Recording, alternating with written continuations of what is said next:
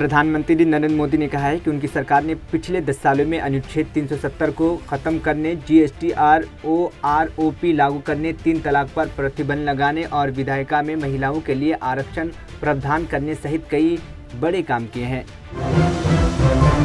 अमेरिकी रक्षा विभाग पेंटागन की वरिष्ठ रिपोर्ट में दावा किया गया है। अमेरिकी रक्षा विभाग ने कहा है कि विगत 1 साल के दौरान चीन ने भारत की सटी सीमा पर न केवल सैनिकों की तैनाती में बढ़ोतरी की है, बल्कि लगातार इंफ्रास्ट्रक्चर में भी बनाए हैं। इस क्षेत्र में एक बार फिर से चिंता बढ़ाने लगी है।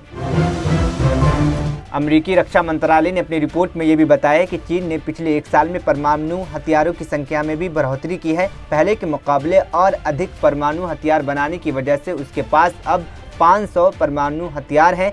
दावा है कि चीन का लक्ष्य 2030 तक 1000 परमाणु हथियार बनाने के हैं। चुनाव से पहले छत्तीसगढ़ के मुख्यमंत्री भूपेश बघेल ने दावा किया है कि एक बार फिर कांग्रेस की सरकार सूबे की 90 सीटों में से कम 75 सीट लाकर वो अपनी सरकार बनाएगी। गाजा में इजरायली एयर स्ट्राइक के बाद अब तक 4385 फिलिस्तीनियों की मौत हो चुकी है। इस हमले के बाद आरएसएस प्रमुख मोहन भागवत ने अपना बयान जारी किया है। मध्य प्रदेश के सियासी रंग में सत्तारूढ़ पार्टी बीजेपी और कांग्रेस अपने अपने मोहरे पूरी तरह से साफ कर दिए हैं। सूबे के 230 विधानसभा सीटों में से बीजेपी ने 228 उम्मीदवारों की सूची जारी की है, जबकि कांग्रेस ने 229 पर उम्मीदवारी घोषित कर दी है। एक तरफ राज्य में अपनी सत्ता बचाए रखने के लिए बीजेपी मैदान में ताल ठोक रही है, तो दूसरी ओर कांग्रेस सरकार बनाने की बात कर रही है। राज्य की विदिशा सीट बेहद खास है। बीजेपी ने यहां से अभी तक उम्मीदवारी की घोषणा नहीं की है, जबकि कांग्रेस ने यहां से मौजूदा विधायक शशांक भार्गव को टिकट दे दिया है। 2018 से विधानसभा चुनाव में भार्गव ने यहां से जीत दर्ज की थी, लेकिन इस बार उनका मुकाबला यहां के सूबे के मुख्यमंत्री और बीजेपी के दिग्गज नेता शिवराज सिंह चौहान से हो सकता है।